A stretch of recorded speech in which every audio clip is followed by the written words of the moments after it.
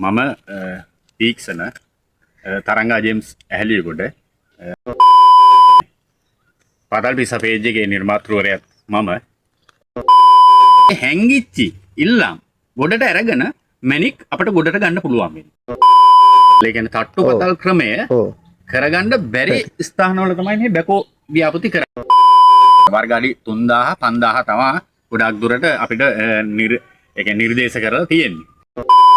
ඒක රජයෙන් දෙන නිර්දේශයක්ද? ඒක රජයෙන් දෙන සාමාන්‍යයෙන් මේක මේ වගේ ලොකු ව්‍යාපෘතියක් කරන්නේ මහා ධනස්කන්ධයක් ඇති මිනිස් රුපියල් ලක්ෂ 30ක්වත් මූලික ආරම්භයට අනිවාර්යයෙන්ම වැය කළ යුතුයි. ඩොලර් ගෙනීමට මේ භූමි සම්පත් ගොඩ අරගෙන අපි ජාත්‍යන්තරයට විකුණලා අපේ රටට ඩොලර් ගෙනීමට ලොකු දායකත්වයක් ලබා මට පැසසුමට ලක් කරා මම කරන ව්‍යාපෘතිය කරන ආකාරය ගැන මණිකා සරණබරණ අධිකාරිය මට ස්තුති කරලා කළා. මොකද අනිවාර්යයෙන්ම රජයේ නීතිවිලි අවශ්‍යයි. අනිවාර්යයෙන්ම ඉඩ බොක්කු ඕනේ, පත්තිරු ඕනේ, වසර 10ක පත්තිරු, ඒ වගේම ගෝජන සේවා කුඹුරු ඉඩමක් නම් ගෝජන සේවා නිර්දේශ, ඒ වගේ දේවල් අනිවාර්යෙන් අවශ්‍යයි. ඒ බලපත්‍රයක් නැතුව ජාතික මණිකා සරණබරණ අධිකාරිය කවදාකවත් කිසිම කෙනෙකුට මේවා ලබා දෙන්නේ නැහැ.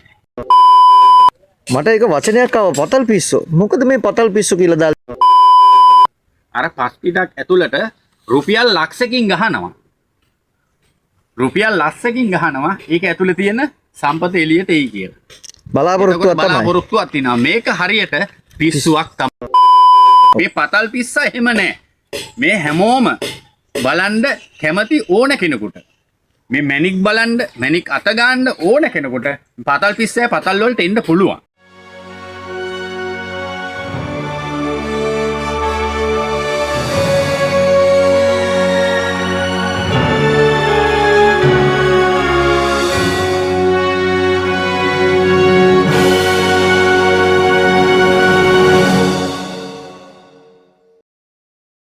ඉතින් මේ ඇවිල්ලා තියෙන්නේ හැලියගොඩ ප්‍රදේශයේ මීන්නාන කියන ප්‍රදේශයට. ඉතින් මෙතන අපි ඉන්නවා අපේ පතල් කැනීම් කරන ප්‍රධාන නිර්මාතෘවරයා. ඉතින් අපි එතුමාගේ විස්තර දැනගන්න තමයි මේ හදන්නේ.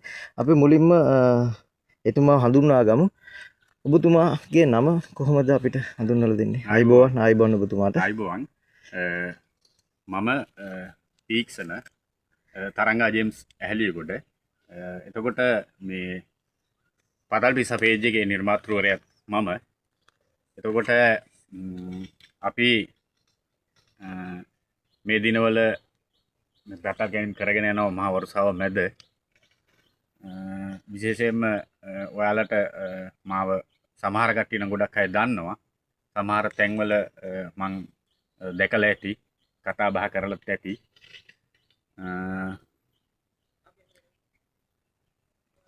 ඉතින් මොකක්ද මේ පතල් ක්‍රමය? මොකක්ද අපි මේක හඳුන්වන්නේ පතල් ක්‍රමය? මේ ක්‍රමය ගැන කතා කරනකොට මහත්මයා මේ ක්‍රමය ඇත්තටම මේ ඔය බැකෝ ව්‍යාපෘති කියන්නේ ශ්‍රමිකයන් දාලා ඒ කියන්නේ අතින් කපන පතල්, ඒ කියන්නේ තට්ටු පතල් ක්‍රමය කරගන්න බැරි ස්ථානවල තමයි මේ බැකෝ ව්‍යාපෘති කරන්නේ. එතකොට ඒ බැකෝ ව්‍යාපෘති කරන්න හේතුව තමයි මේ අතින් තට්ටු පතල් කපනකොට ඉල්ලම් නාරටි, ඉල්ලම් පටි, නත්තිරන් කියලා අපි එකට කියනවා. ඒ නත්තිරන් මේ ඉතුරු වෙනවා. එතකොට ඒවා ශ්‍රමිකයෝ දාලා නැවත හාරන්න බෑ. මොකද පස් එහෙට මෙහෙට වෙලා ශ්‍රමිකයන්ගේ ජීවිත අවදානයක් තියෙන හින්දා අපිට මේ බැකෝ ව්‍යාපෘති හරහා තමයි ඒ හැංගිච්චි ඉල්ලම් ගොඩට අරගෙන මැණික් අපිට ගොඩට ගන්න පුළුවන් වෙන්නේ. ඒකට තමයි මේ බැකෝ ව්‍යාපෘති කියලා කියන්නේ. හොඳ තීක්ෂණ මහත්මයා අපි කතා කරමුකෝ මේකට මොනවද අපිට අවශ්‍ය වෙන්නේ? මොන වගේ මේ යන්ත්‍ර සූත්‍රවත් අවශ්‍ය වෙන මොන වගේ දේවල් වලට අවශ්‍ය වෙන්නේ? එතකොට මේ වැඩ කරන ශ්‍රමිකයන්ට මොන වගේ අත්දැකීම්ද තියෙන්න ඕනේ? මොන වගේ එක්ස්පීරියන්ස් එකක්ද ඒගොල්ලන්ට තියෙන්න ඕනේ? ඇත්තටම මේකේ මේ වැඩ කරනවා කිව්වා මහත්මයා මෙහෙමයි. එතකොට අපිට අනිවාර්යයෙන්ම යන්ත්‍ර සූත්‍ර අනිවාර්යයෙන්ම බැකෝ පතලක වලක ප්‍රමාණයක් තියෙනවා. එතකොට ඒ ප්‍රමාණයට අවශ්‍ය බැකෝ එකක් තමයි අපිට දාන්න පුළුවන් වෙන්නේ. වර්ග අඩි 3000 5000 තමයි ගොඩක් දුරට අපිට නිර්දේශ කරලා තියෙන්නේ. එතකොට අපි වරගාඩි 3000ක නම් එක බැකෝ එකයි අපිට මෙතන පාවිච්චි කරන්න අන්නේ නිර්දේශය කියන වචනේ ඒක රජයෙන් දෙන නිර්දේශයක්ද? ඒක රජයෙන් දෙන නිර්දේශයක්. හරි අපි ඊළඟට ඒ ගැන කතා කරමු අවසානයේදී. මේ මම දැක්කා ලොකු ෆයිල් එකකුත් අතේ තියෙනවා. අපි ඒ ගැන කතා කරමු. ලිපි ලේඛන වගේක් තමයි තියෙන්නේ. මට හිතෙන විදිහට අපි ඒ ගැනත් කතා කරමු. මේ අපේ මේ ව්‍යාපෘතියට යනකොට අපිට කොයි වගේ මුදලක් අවශ්‍ය වෙනවද මේ වගේ ලොකු ව්‍යාපෘතියක් කරන්න? සාමාන්‍යයෙන් මේක මේ වගේ ලොකු ව්‍යාපෘතියක් කරන්නේ මහා ධනස්කන්ධයක් ඇති මිනිස්සු. අපි වගේ පුංචි මිනිස්සු නෙවෙයි.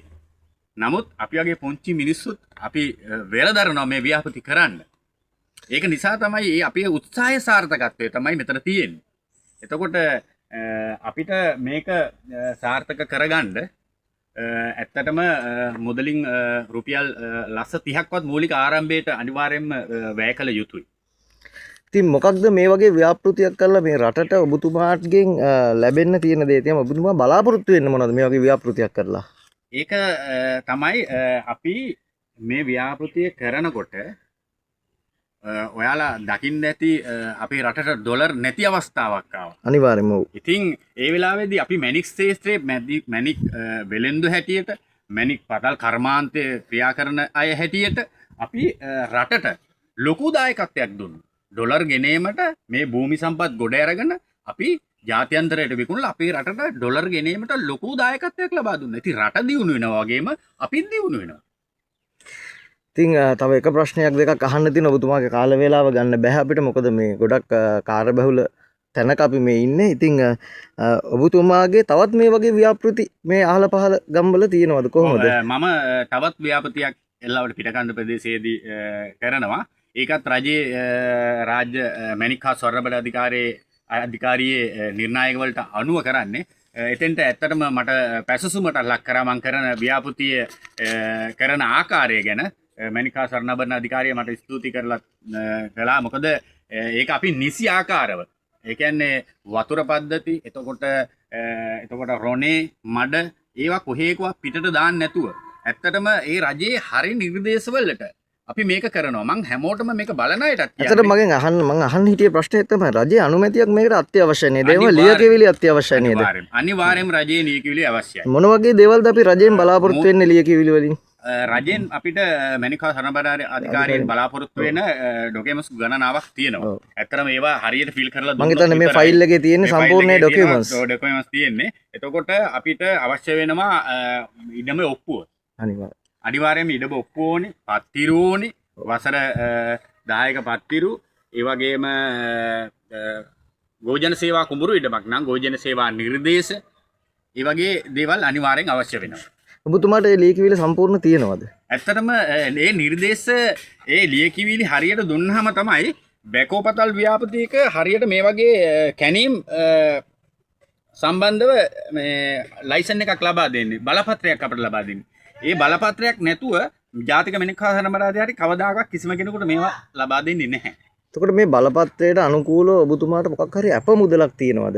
ඔව් මේක සම්බන්ධව අපි අප මුදලක් තියෙන්න ඕනේ. ජාතික මැණික් හා ස්වර්ණබඩ අධිකාරියට. ඒ වගේම කුඹුරු ඉඩමක් නිසා මේක ගෝජන සේවා. ඒ ගෝජන සේවාවකටත් අපි අප මුදලක් තැන්පත් කරනවා. අප මුදල නැවත ලැබෙනවද? ඒක ලැබෙන්නේ මොන වගේ දේවල් කරාට පස්සේද? අපිට ජාතික මැණික් හා ස්වර්ණබඩ අධිකාරියෙන් අප මුදල අපිට ලැබෙන්නේ අපි නිසියාකාර මේ කැනීම් කරලා මේ පතල් වලවල් වහලා තියෙනවා. එතකොට ගෝජන සේවාවකින් අපට ලැබෙන්නේ ඒ මුදල් ලැබෙන්නේ ඒ පතල් වලවල් වහලා මේක නැවත කුඹුරු ඉඩමක් නිසා කියන්නේ වගා කිරීමේ තත්ත්වයකට පත් කරලා තිබුණොත් අපිට නැවත ඒ මුදල් හිමි වෙනවා. ඔව් තීක්ෂණ මහත්මයා අපිට අහන්න තව එක ප්‍රශ්නයක් දෙකක් ඉතුරුලා තියෙනවා. ඉතාමත් වැදගත් ප්‍රශ්නයක්. ඔබතුමාගේ අත්දැකීම් එක්ක මේ වසර ගණනාවක අත්දැකීම් එක්ක පතල් කැනීම් කරන්න ඉන්න අයට, පතල් වලින් මේ ක්ෂේත්‍රයට දායකත්වයක් දෙන්න ඉන්න අයට සහ මැණික් වලින් දායකත්වයක් දෙන්න ඉන්න අයට ඔබතුමාට මොනවද කියන්න තියෙන ඔබතුමාගේ අදහස? ඇත්තටම මම කියන්න තියෙන්නේ ලොකුද පොඩිද මුදල් අවශ්‍යතාවයක් නැහැ. මේ ව්‍යාපෘතියක් කරනවා නම් ඕන කෙනෙකුට කරන්න පුළුවන්. හිතේ ශක්තිය ඒ වගේම තමයි මේ වගේ අර වගේ සෙට් එකක් ඉන්නත් ඕනේ. මේ වගේ ව්‍යාපෘතියක් කරනකොට මේ ඔක්කොම පතල් පිස්සෝ ඒ වගේ කට්ටියත් ඉන්න ඕනේ අපි ගාව. මං කරන අයට කියන්නේ අනිවාර්යයෙන්ම කරන්න පුළුවන්. කරන්න බැරි දෙයක් නැහැ. කරලා බලන්න. මට එක වචනයක් ආව පතල් පිස්සෝ. මොකද මේ පතල් පිස්සෝ කියලා දාලා තියෙන්නේ? ගොඩක් අයට මේක ප්‍රශ්නයක් වෙලා තියෙනවා. අනික ඔබතුමා කරන මේ ව්‍යාපෘතිය ගොඩක් අයට ප්‍රශ්නයක් වෙලා තියෙනවා මේක පරිසර හානියක් කියලා. අපි දැන් දන්නවා ස්වර්ණාභරණ අධිකාරියෙන් මේ වලට විසඳුම් ලබා දීලා තියෙනවා මේ විදියට මේ වැඩ කටයුත්ත කරන්න කියලා. එතකොට ඒක රාජ්‍ය හා නීත්‍යානුකූලව තමයි මේ වැඩ කටයුතු සිදු වෙන්නේ. නමුත් ගොඩක් අයට ප්‍රශ්නයක් වෙලා තියෙනවා මේ පතල් පිස්සෝ කියන නම් මොකද දාලා තියෙන්නේ? ඒක මහත්මයා මෙහෙමයි. මේක නොපෙනෙන දෙයක් හොයන එකක්. එතකොට අපි සාමාන්‍ය අර පස්පිඩක් ඇතුළට රුපියල් ලක්ෂකින් ගහනවා. රුපියල් ලක්ෂකින් ගහනවා. ඒක ඇතුළේ තියෙන සම්පත එළියට එයි කියලා. බලාපොරොත්තුවක් තියෙනවා. මේක හරියට පිස්සුවක් තමයි. ඇත්තටම පිස්සුවක්. මටත් හිතෙනවා දැන් මෙතනට ආවට පස්සේ මේක පිස්සුවක්ම තමයි කියලා. ඉතින් ඇත්තටම ඒ නමන් හරියටම ගැලපෙනවා. කොහොමත් මේ ව්‍යාපෘති කරනකොට පොඩ්ඩක් දුක් ගැහැට විඳින්න වෙනවා. මඩ ටිකක් ගෑවෙනවා. ඒවා අපි ඇත්තටම කියන ජාත්‍යන්තරයට මැණික් ගලක් ටයි කෝට් එකක් හරි දාලා යන්නේ මෙන්න මේ මඩ ගෑවෙන නිසා තමයි නේද? ඉතින් ඒවා අනිවාර්යයි. ඇත්තටම මහත්තයා ඒක කතා කරේ එකත් හොඳයි. අපි ඇත්තටම නොයේකුත් දුක් ගැහැට විඳලා මේ කරන්නේ. මේවා කරගෙන යන්නේ ලොකුම අවදානමත් එක්ක. ඒ කියන්නේ අපේ ජීවිතවල අපේ මිල මුදල් සියල්ල මේවට යට කරලා අපි තියෙන්නේ. එතකොට අපට රාජ්‍ය යාන්ත්‍රණයෙන් හරි යම්කිසි සහනයක් ලැබෙනවා නම් ඒ කියන්නේ මේ වගේ ව්‍යාපෘතියක් කරන මේක වැන්නොත් අපි මේකෙන් වැන්නට පස්සේ අපට කවුරුවත් නැහැ. මේකෙන් වෙන්නට අපි ගොඩ ගන්න කවුරුවත් නැහැනේ. එතකොට අපිට මේක කරන්න රාජ්‍ය යාන්ත්‍රණයෙන් හරි යම්කිසි ලස්ස 30-40ක ණයක් මේ ව්‍යාපෘතිය කරගෙන යන්න. අන්න ඒ වගේ ක්‍රියාවලියක් හරි රජයේ පැත්තෙන් ජාතික මැණික්කාර සම්බන්ධ අධිකාරියෙන් හරි වෙනවා නම් හොඳයි කියලා තමයි මගේ මතය. ඇත්තටම පුතාට බොහොම ස්තුතිවන්ත වෙනවා අපිට මේ කාලය ලබා දුන්න එකට. ඇත්තටම පතල් වලට ඉන්න අයට ලොකු අවබෝධයක් අද එන්නේ නැති. ඉතින් ඔබතුමාට සම්බන්ධ වෙනවා නම් අපි කොහොමද මේ අයව සම්බන්ධ කරගන්නේ? මෙහෙමයි. ලංකාවේ ඉන්න ගොඩාක් අයට මේ කියන්නේ පතල් ගාවට එන්න අවස්ථාවක් ලැබෙන්නේ නැහැ නේ. අනිවාර්යයෙන්ම. ඒ කියන්නේ හැමෝටම මේ තැන් වලට එන්න අවස්ථාවක් නැහැ. කැමතිත් නැහැ සමහර අය. මම එහෙම නැහැ. මේ පතල් පිස්සා එහෙම නැහැ. මේ හැමෝම බලන්න කැමති ඕන කෙනෙකුට.